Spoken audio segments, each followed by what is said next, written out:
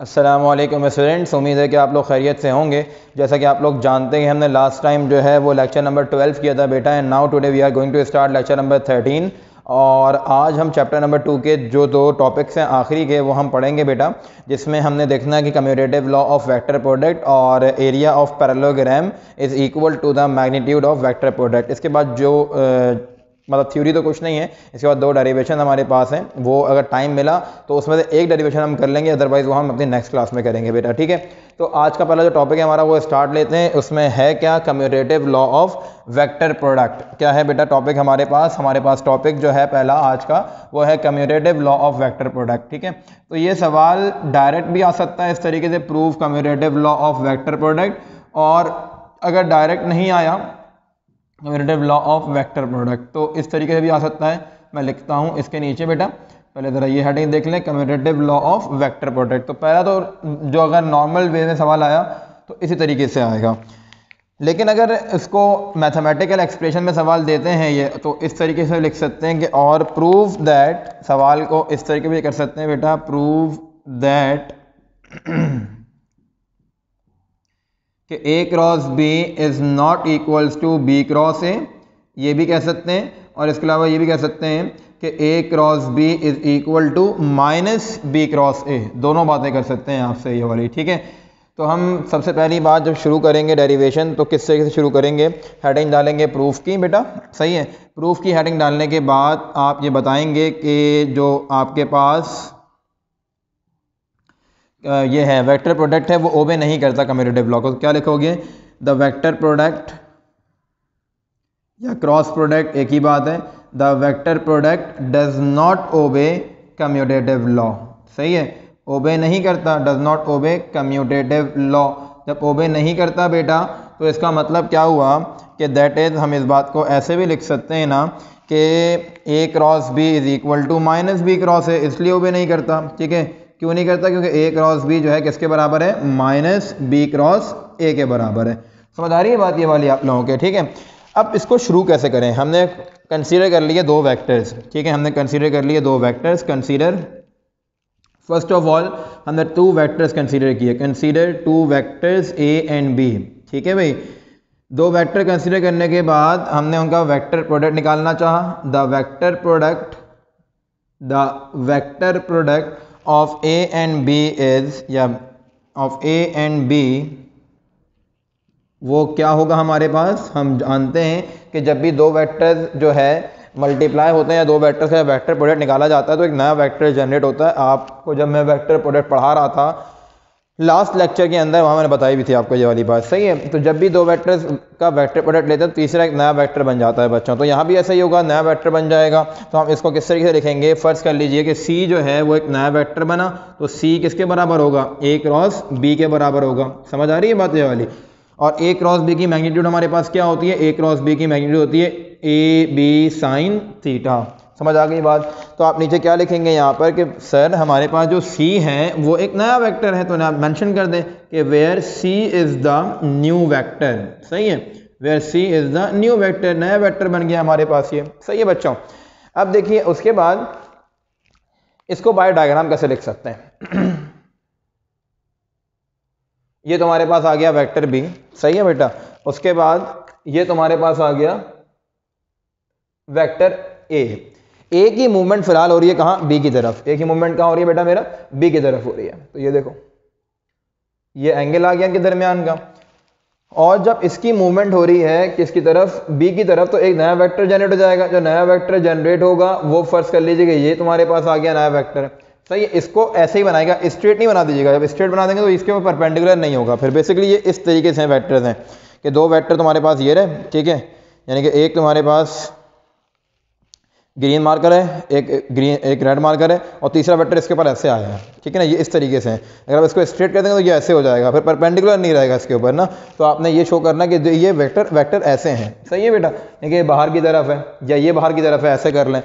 तीनों आपस में परपेंडिकुलर हैं या तीनों, ये दोनों परपेंडिकुलर नहीं है तो ये तो परपेंडिकुलर है इन दोनों के ऊपर लाजमी तौर पर, सही है। तो इसको स्ट्रेट शो करने का मतलब क्या है कि ये जो है आपके पास बाहर की तरफ है, ठीक है। तो या इसको बाहर की तरफ मान लीजिए, इसको स्ट्रेट मान लीजिए, इसको अंदर की तरफ मान लीजिए, इसको बाहर की तरफ मान लीजिए, होंगे क्या, ये ब्लू मार्कर जो है इन दोनों पर परपेंडिकुलर होगा हर सूरत। सही है बेटा। अच्छा बहरहाल उसके बाद इसको नेम कर, इसकी नेमिंग कर दें। ये हमारे पास आ गया वेक्टर ए, ठीक है, ये हमारे पास आ गया वेक्टर बी, और ये नया वेक्टर जनरेट हुआ, ये क्या आ गया, वेक्टर सी आ गया। इसकी डायरेक्शन कैसी है, परपेंडिकुलर अपवर्ड, तो हम यूनिट वेक्टर से शो करेंगे इसको। सही है बेटा। किससे शो करेंगे इसको, हम यूनिट वेक्टर से शो करेंगे। यूनिट वेक्टर आप जानते हैं कि ऊपर क्या लगा के शो किया जाता है, कैप लगा के शो किया जाता है। तो मैं यहाँ ले देता हूँ बराबर में इसको ये कैप लगा के शो कर दिया, ठीक है बेटा। जैसे कि ये सिलसिला होगा। फिर बता दूं एक बार मैं कि ये दो वेक्टर्स आ गए, तीसरा वेक्टर इसके ऊपर आएगा इस तरीके से, ठीक है, ये तीसरा वेक्टर होगा।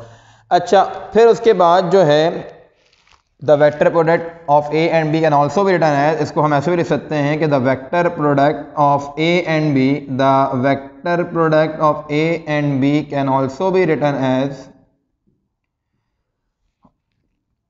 कैन ऑल्सो भी रिटन एज, कैसे लिख सकते हैं बेटा, इसको ऐसे लिख सकते हैं कि हमारे पास ये जो वेक्टर प्रोडक्ट है क्या बन गया, C is equals to A B sine theta, you cap क्या है, बेसिकली ये सी की डायरेक्शन बता रहा है। सही, ये तुम्हारे पास क्या हो गई, इक्वेशन नंबर 1 हो गई। इसी तरीके से अगर बी की मूवमेंट हो ए की तरफ तब क्या होगा, ठीक है, तो आप यहाँ पे क्या लिखेंगे, द वेक्टर प्रोडक्ट या क्रॉस प्रोडक्ट, एक ही बात है, the cross product of B and A will be, तुम्हारे पास B और A का क्रॉस प्रोडक्ट क्या बनेगा बेटा, B और A का क्रॉस प्रोडक्ट बन जाएगा तुम्हारे पास कुछ इस तरीके का, नया वेक्टर जनरेट होगा, उसका नाम मैंने क्या दे दिया, D दे दिया। तो ये इस टाइप की जो है वो तुम्हारे पास क्रॉस प्रोडक्शन होगी। सही है। अच्छा बेटा अब क्या करें कि हमारे पास D जो है वो एक नया वेक्टर जनरेट हुआ, तो क्या लिखोगे, where D is the new vector, where D is the new vector. समझ आ गई बात ये वाली। तो ये एक मामला हो गया जनाब। इसकी डायग्राम हम कैसे बना सकते हैं, इसकी डायग्राम हम ऐसे बना सकते हैं कि ये तुम्हारे पास आ गया बेटा बी वेक्टर, सही है, ये बी वेक्टर आ गया। इसके बाद ये तुम्हारे पास क्या आ गया, वेक्टर ए आ गया, ये क्या आ गया बेटा, वेक्टर ए आ गया। समझ आ रही है बात। उसके बाद इसके परपेंडिकुलर एक और वेक्टर आएगा जिसका नाम तुमने क्या दोगे, डी दिया हुआ है तुमने। तो अब बी की मूवमेंट है कहाँ, ए की तरफ, तो ये बी वेक्टर, ये ए वेक्टर तुम्हारे पास, और ये बेटा डी वेक्टर।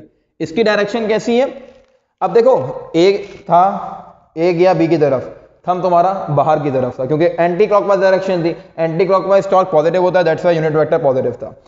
फिर जब अब बी जा रहा है ए की तरफ, क्लॉकवाइज डायरेक्शन है, इनटू द पेज है जो डी वेक्टर है, इसकी डायरेक्शन क्लॉकवाइज है, और क्लॉकवाइज टॉर्क कैसा होता है बेटा, नेगेटिव होता है, दैट्स व्हाई यहाँ क्या आ जाएगा, माइनस यू। ठीक है अभी भी डी इन दोनों के ऊपर परपेंडिकुलर, लेकिन अब कैसा हो गया, इनटू द पेज हो गया। ये आउट ऑफ द पेज था, ये आउट ऑफ द बोर्ड था, ये इनटू द बोर्ड हो गया। समझ आ गई बात।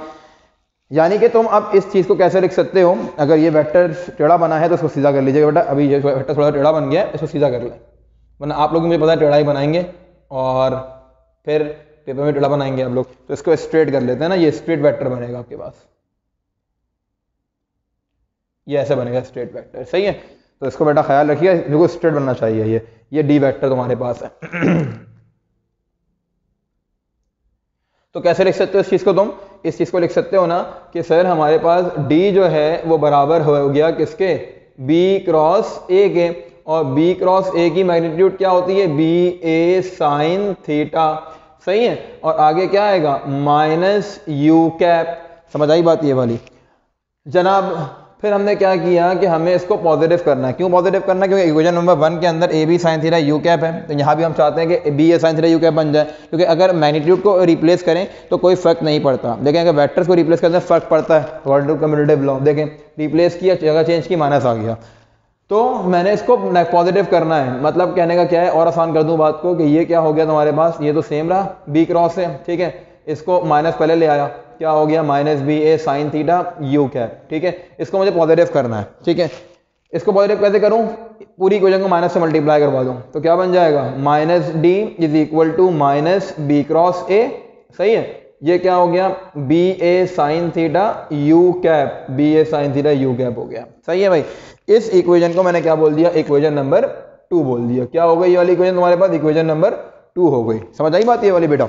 अच्छा भाई, उसके बाद फिर क्या होगा, उसके बाद हम ये देख रहे हैं कि ये A B sine theta you cap है, वो B A sine theta you cap है, बी ए और ए बी एक ही बात है। तो हमने क्या किया, दोनों इक्वेशंस को कंपेयर कर लिया। जब सेम कोफिशिएंट के इक्वल हो जाए तो हम कंपेयर कर सकते हैं। क्या लिखा, कंपेयरिंग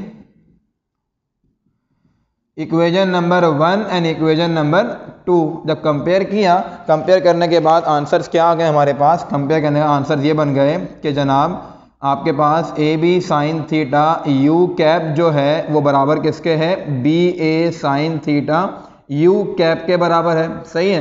फिर ये किसके बराबर है तुम्हारे पास, ये बराबर है सी के, ये किसके बराबर है, माइनस डी के बराबर है। सही है। और सी किसके बराबर था, ए क्रॉस बी के बराबर था, और माइनस डी किसके बराबर है, माइनस बी क्रॉस ए के बराबर भी है। तो क्या आ गया, माइनस बी क्रॉस ए आ गया। सही हो गई बात, यहाँ तक हो गया प्रूफ। जो प्रूफ करना था हमें, A cross B is not equals to is equals to minus B cross A. ठीक है, एक बात तो हमने ये प्रूफ कर दी बेटा। ठीक है, एक बात हमने ये प्रूफ कर दी। इसके अलावा हम ये भी तो लिख सकते हैं ना इसी चीज को कि और A cross B is not equals to B cross A. ये आ गया A cross B is not equals to B cross A. ये वाली बात समझ में आ गई। ये रिजल्ट हमने प्रूफ कर दिया। इस तरीके से हमारे पास ये जो है बेटा प्रूफ हो गया। और नीचे लिख दोगे कि इट इज प्रूव दैट, नीचे क्या लिखोगे मेरा बेटा, नीचे लिखोगे it is prove that it is proved that vector product is not commutative। Vector product हमारे पास कम्यूटेटिव नहीं है, जबकि डॉट प्रोडक्ट था, याद होगा आप लोगों को, इज नॉट कम्यूटेटिव। सही है। यहां पर आपका एक टॉपिक खत्म हो गया, बहुत इंपॉर्टेंट है, पेपर में बहुत पूछते हैं आपसे ये। ठीक है, तो इसका स्क्रीनशॉट लीजिए बेटा, फिर हम नेक्स्ट काम करते हैं।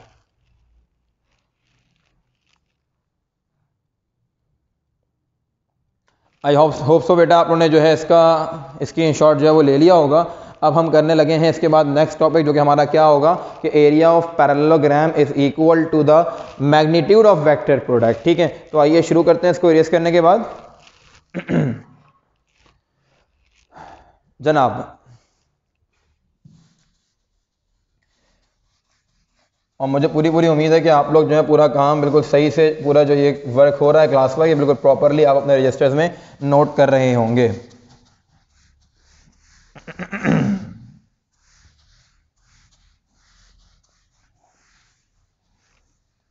जनाब नेक्स्ट टॉपिक हमारा क्या है, आगे साथ साथ रेस कर लेंगे। नेक्स्ट टॉपिक हमारा बेटा है कि area of parallelogram, prove that area of parallelogram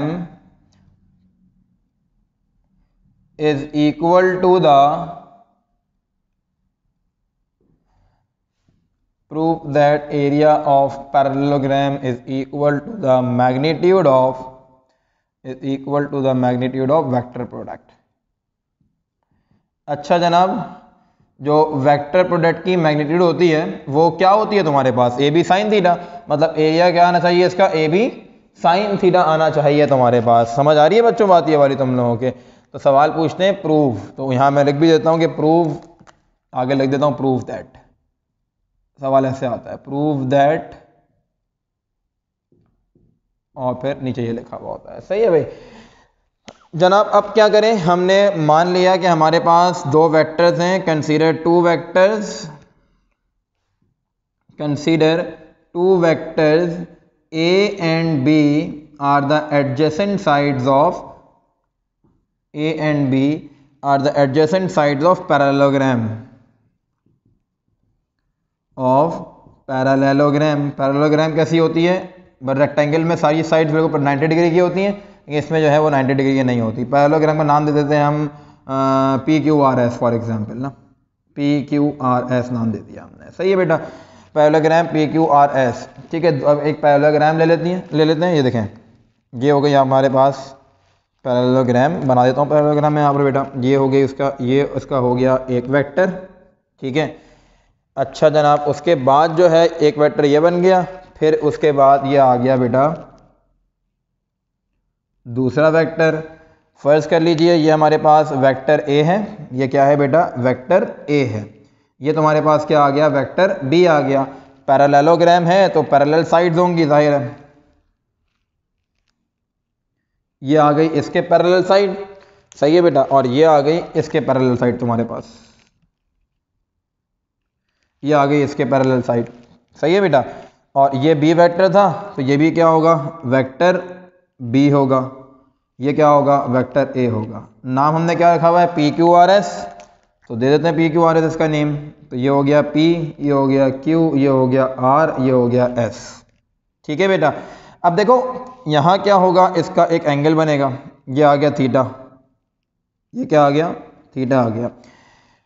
अब ए थीटा की डायरेक्शन कैसी है, ए की डायरेक्शन है, ए की डायरेक्शन है कहाँ पर, बी की तरफ। इसका मतलब ये ए और बी का वेक्टर प्रोडक्ट लेंगे यहाँ पर, जब ए और बी का वेक्टर प्रोडक्ट लेंगे तो नया वेक्टर जनरेट हो जाएगा। सही है, जो नया वेक्टर जनरेट होगा बेटा, फर्ज कर लो कि ये तुम्हारे पास आ गया नया वेक्टर, ये हो गया नया वेक्टर, ऐसे जनरेट होगा ना नया वेक्टर, इन दोनों के इस प्लेन के परपेंडिकुलर बनेगा। सही है, तो ये नया वेक्टर यूनिट वेक्टर से शो करते हैं, ये आ गया तुम्हारे पास नया वेक्टर। सही है भाई।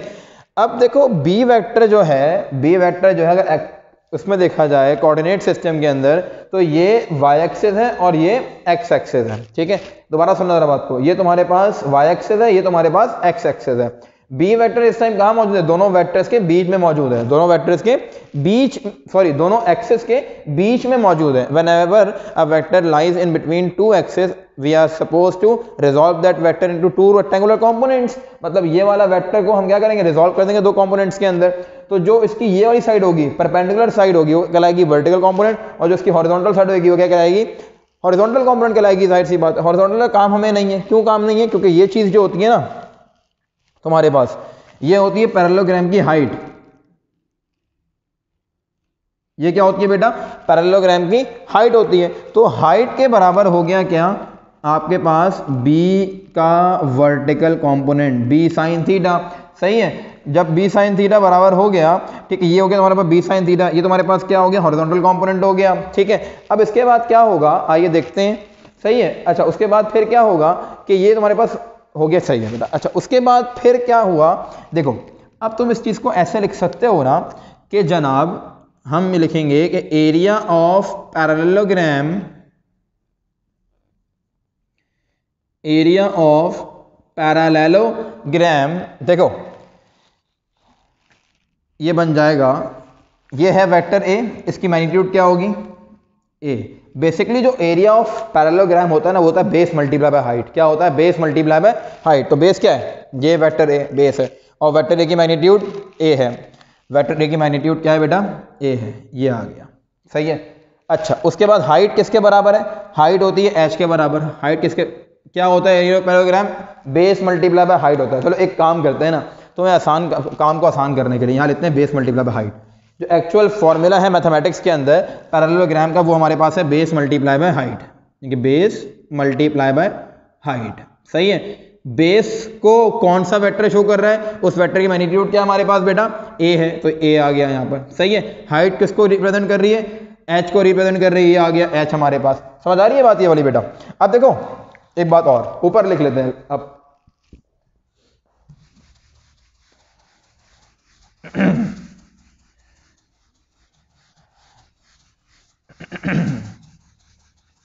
बिल्कुल बातों को गौर से सुनिएगा, नहीं समझ आती बातें तो फिर आप लोग मुझसे पूछ सकते हैं दोबारा, कोई ऐसे मसले की बात नहीं है। ठीक है बेटा। अब देखो ये तुम्हारे पास ए तो एज इट इज आ जाएगा, एच किसके बराबर है, तो यहाँ हिंट दे दो कि सर एच हमारे पास बराबर है किसके, एच बराबर है बी साइन थीटा के। सही है, तो अब तुम क्या लिख सकते हो, इसको तुम लिख सकते हो कि area of parallelogram, area of parallelogram is equals to A B sine theta. ठीक है, ए बी साइन थीटा क्या होता है, वेक्टर प्रोडक्ट का मैग्नीट्यूड होता है। और इसको हम ऐसे भी लिख सकते हैं बेटा, area of parallelogram is equals to the, ऐसे लिख सकते हैं ना कि मॉड के अंदर वेक्टर प्रोडक्ट एक क्रॉस भी आ गया। सही है भाई, ये तो हो गया आपके पास प्रूफ कि जनाब हमने ये प्रूव कर दिया कि एरिया ऑफ पैरेललोग्राम जो है वो मैग्नीट्यूड ऑफ वेक्टर प्रोडक्ट के बराबर होता है। बहुत ही बच्चों वाला टॉपिक है, 4 नंबर मुफ्त के होते हैं इस टॉपिक के अंदर। तो सही है, यहाँ ये टॉपिक खत्म हो गया, आगे कॉपी मत कर देना कि आगे भी कॉपी कर दो, यहाँ टॉपिक खत्म हो गया। ठीक है, इसको जरा स्क्रीनशॉट लीजिए बेटा इसका फटाफट से। आई होप हो गया आपने इसका स्क्रीनशॉट ले लिया होगा बच्चों।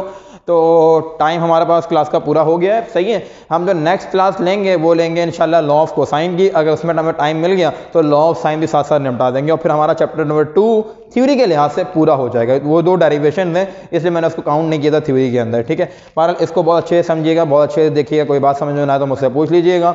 नेक्स्ट क्लास का जो लेक्चर आपके पास आएगा उसको बहुत अच्छे से देखिएगा, क्योंकि लॉ ऑफ कोसाइन भी इंपॉर्टेंट है और लॉ ऑफ साइन भी इंपॉर्टेंट है, न्यूमेरिकल में यूज़ करेंगे। फिर इंशाल्लाह उम्मीद है कि क्लासेस जो हैं वो फिजिकल शुरू हो जाएंगी, तो हम बेटा न्यूमेरिकल्स जो हैं पूरी मेरी कोशिश होगी कि हम उसको फिजिकल क्लासेस में शुरू करें। अपना ख्याल रखिएगा, अल्लाह हाफ़िज़।